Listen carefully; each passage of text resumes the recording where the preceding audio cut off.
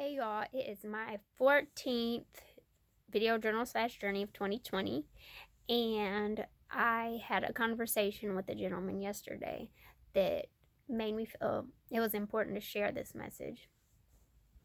And the conversation was about him coming into his awakening stages, and that's my cat's tail.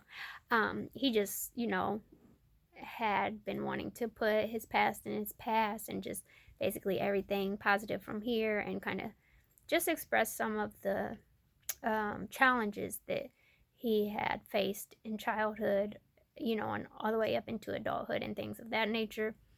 And so I let him know that no, you're going about it all wrong.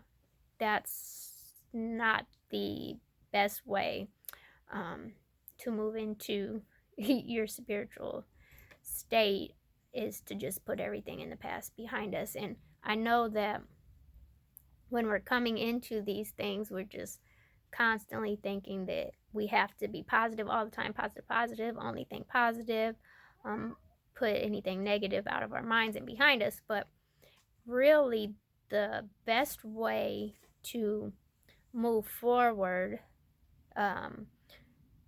for your highest good is to not just forget that you ever had any pain or any past. And so, what I'm going to talk about, you may hear of as referred to shadow work. Everyone has different ideas about shadow work. Some people think you shouldn't dig into shadow work, and they see it as something that's dangerous. Some people view shadow work as something totally different than what I'm going to describe to you.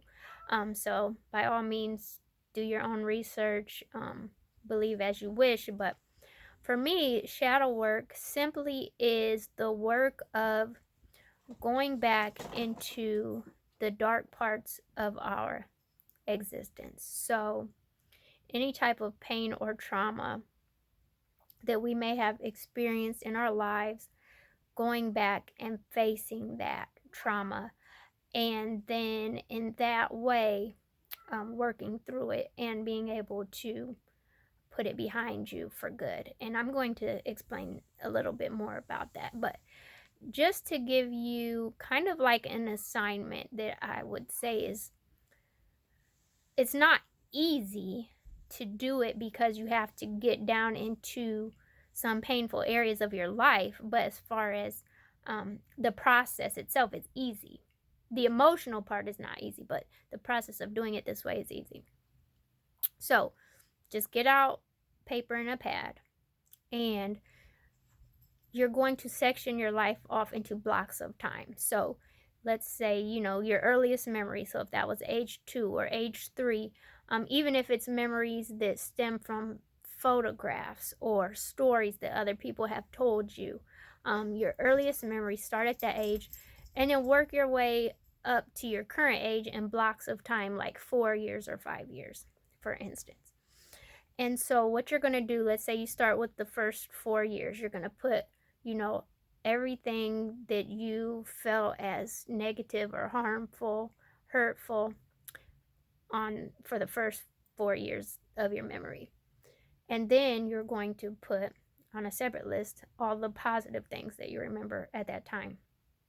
And then you'll do the next 4 or 5 years, so on and so forth, all the way up till your current age.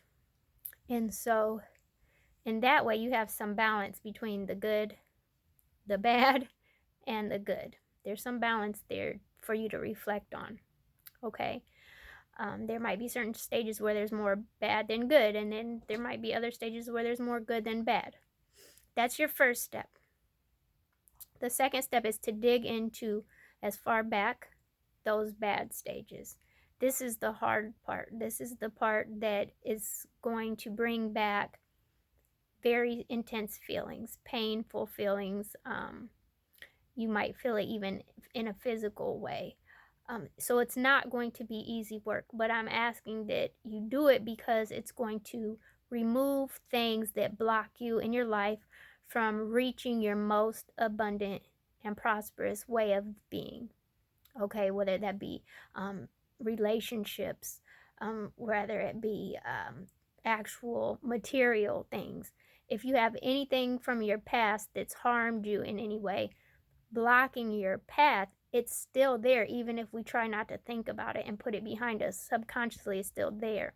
So it's going to prevent you from pursuing your most wonderful and blissful life. So go back to each one of those painful moments. Try to assess what it is you can learn from them moments, from those particular moments. Then forgive yourself for not being able to handle it differently because you didn't know any different at that time. You didn't know what you did not know. So you have to forgive yourself for not knowing, okay?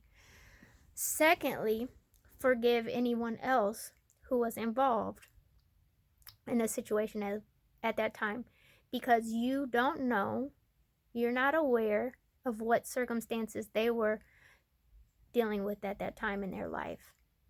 You don't know what they didn't know as well. So forgive those people who hurt you or didn't prevent hurt from coming to you. Whatever the situation is, you have to forgive because you were not in their shoes and you don't know what their experience was. This is the beginning of shadow work. I hope that helps. I'm going to sign off now before this video gets too long, but I want to send out love, light, and healing energy. Ask that you pay that forward and pass it on. And until next time, peace. Later.